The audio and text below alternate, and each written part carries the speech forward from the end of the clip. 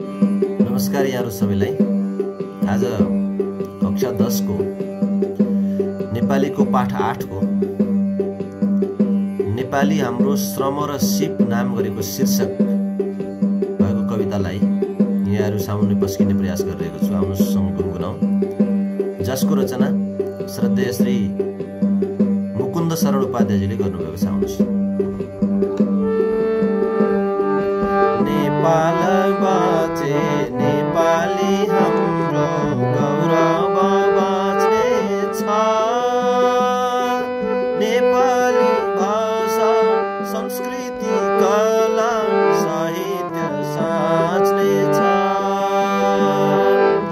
यसैले आऊ नेपाललाई बलियो बनाऊ। नेपाली श्रम र सिप स्वदेशमै लगाऊ। नेपाल बोको रहन्छ सितो एउटैले नखाए। नेपाल नङ्गो रहन्छ टालो एउटैले नलाए। यसैले आऊ खाना र नाना सबैलाई पुर्याऊ।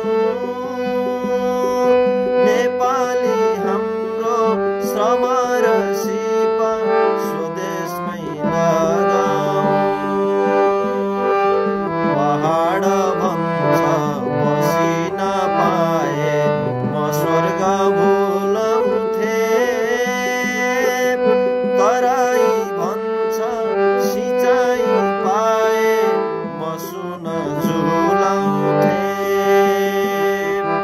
के छ गाह्रो होस्टेमा हैसे सबैले मिलाए। सबैले चोखो श्रम र सिप देशमै लगाए।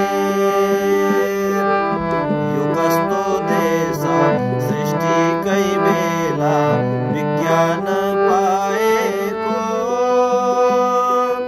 देवता ऋषि मनुष्य मिली वेदान्त गाएको। मुन्दुमा महान धम्मपद महान सम्पदा महान। विश्वमै छैन धरती महान यो देश समान।